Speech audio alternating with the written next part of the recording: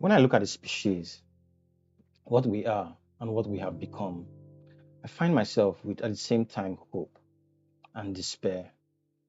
Despair because when you zoom out and put into perspective our existence, like our time on this planet, that this here rock that we live on, this theater of existence, has been around for at least 6 billion years, and that man arrived in his present sentient form less than 100,000 years ago. It is very difficult not to really understanding that we are a desperately fledgling species, immature in the grand scheme of things, and considering the timeline from the emergence of the first life forms on the planet, how not so distant we are as a species, not only from our lesser evolved primate cousins, but really from the primordial soup of life. I feel despair because grounding yourself in this perspective of a wild and fledgling species, the destruction we have wreaked across the planet, the misery and the suffering we have inflicted on ourselves, the planet and its inhabitants, and the destruction we have left in our wake as we grapple with the weight of our sentience, seems exactly as it should be.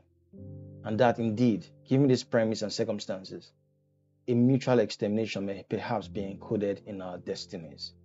That perhaps it is inevitable that such an ill-formed species would, in all this cognitive bumbling, destroy themselves eventually, and all the planets with them. We are a deeply flawed species. Our methods of learning are inefficient, easily compromised, and almost laughably hackable.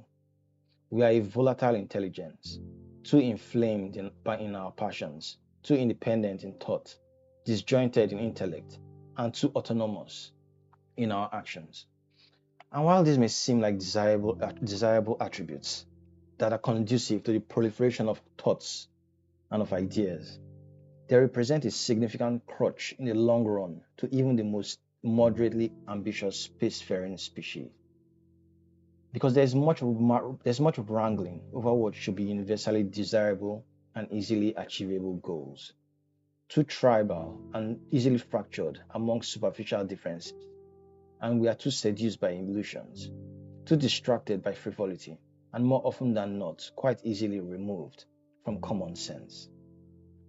When you put the time scale of the emergence of life in perspective with the known age of the universe, it becomes evident that as a species, we are only now navigating the primary goals required of any sentient species, which is the goal of coexistence and learning to share in an equitable and sustainable way the vast amount of resources available to us on the planet.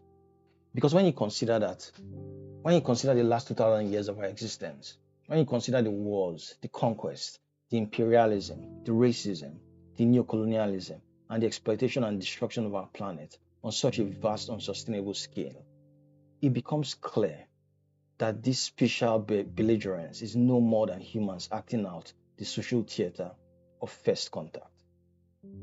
Now, if the scientific theories of evolution and the out of Africa proliferation of the species are anything to go by, then what is currently playing out on the world stage, that is the warring of the nations from the pre-colonial wars of conquest on the European continent, the subsequent European conquest of almost all of the planet's lands and peoples, and now even into the present, the wars in Eastern Europe and West Asia, and its nuclear saber rattling that now threatens a mutually assured destruction, then what is playing out currently on the world stage is that we have come full circle in our migrations.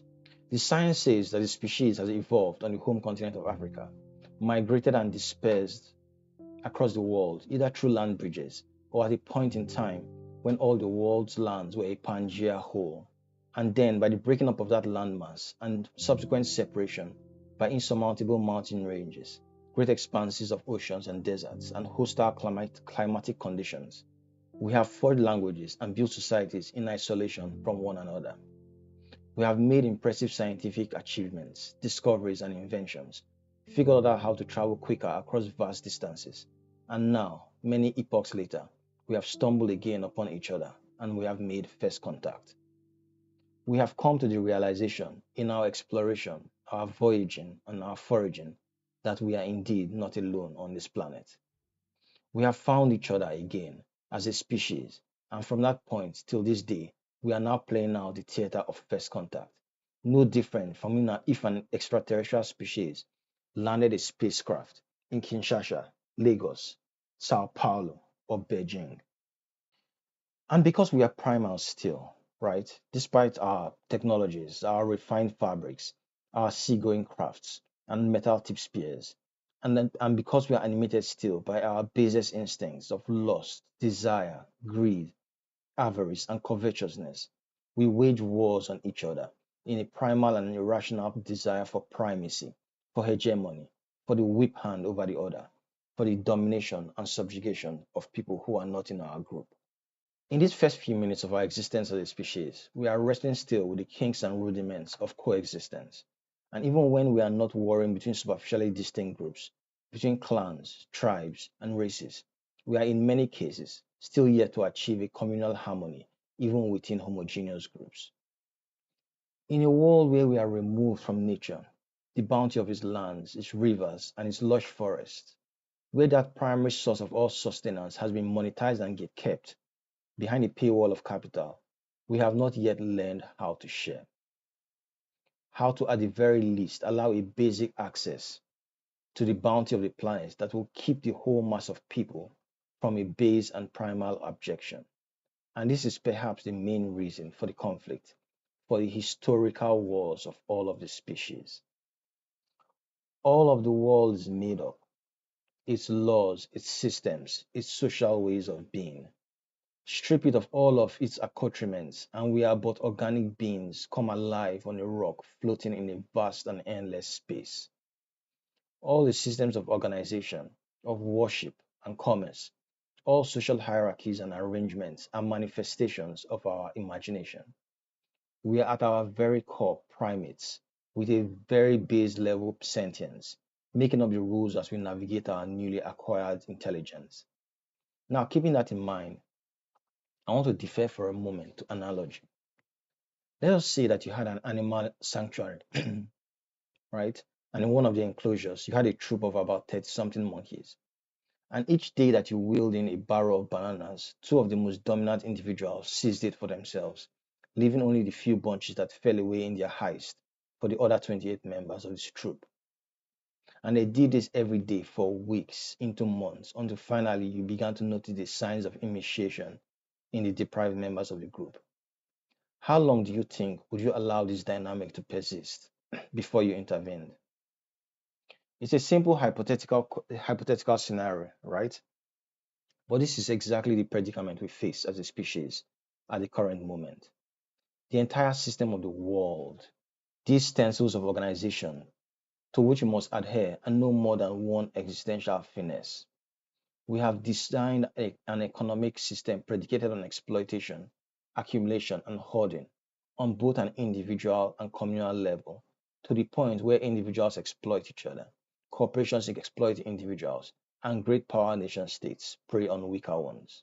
In this constant struggle for influence and dominance, for the accumulation of resources, because amidst the overflowing bounty of the earth, we still as a species have not learned how to share. And it is a struggle that, with the invention of the atomic bomb, has us now in a state of constant precarity. Elon Musk is set to become a trillionaire within a decade. At what point do we say enough is enough? At what point do we as a species agree that it is not okay for five families to own the equivalent wealth of 4 billion people? At what point do we reject the premise of the desperate abjection of the greater section of the masses of people because these are the rules by which we have ordered society, because of the made-up concept of capitalism?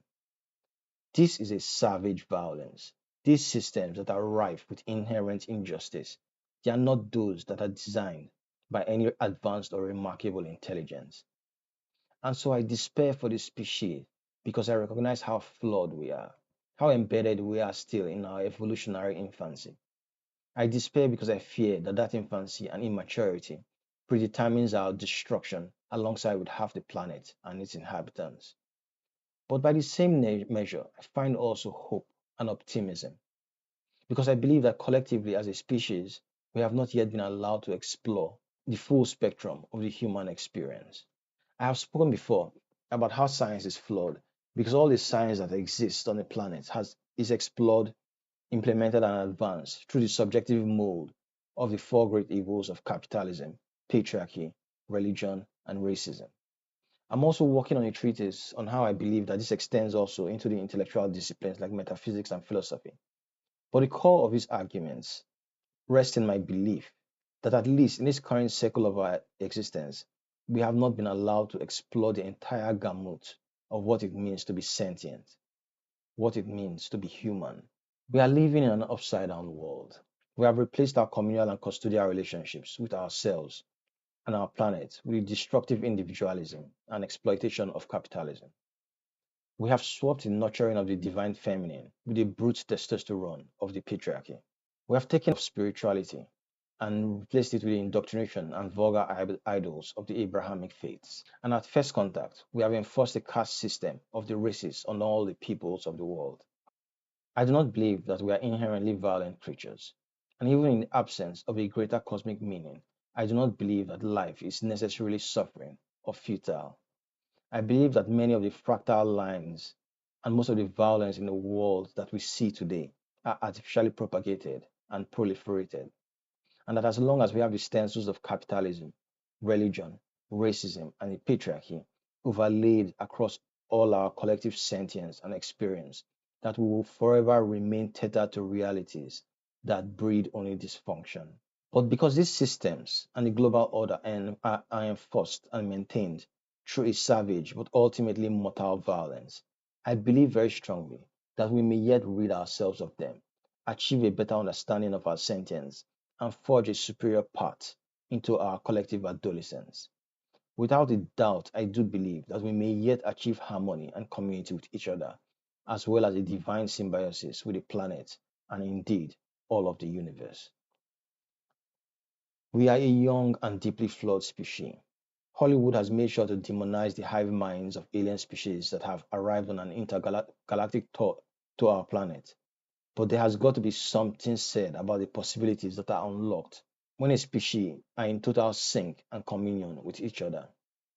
Perhaps the key to becoming a truly advanced species lies in the eventual amalgamation of thought, in the synchronization of all actions and ideas, in that feared and much maligned hive mind. Evolution is not done.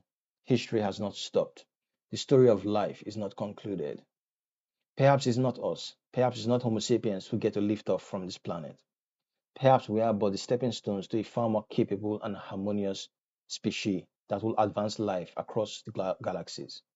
It may be the ants who are already overachievers, or the indestructible cockroaches and tardigrades, or perhaps the dolphins or one of the other greater primates from which this more capable species has evolved. And that's okay. Whatever the future holds for our species, a mere chapter like the dinosaurs or an encyclopedic volume in the annals of life on this planet, we are here and we are now. We are barely sentient, but we are sentient still, and we must continue to strive to achieve harmony with ourselves and the other inhabitants of this planet. We must navigate and resolve first contact, these perhaps inevitable conflicts of a separated and once again united species.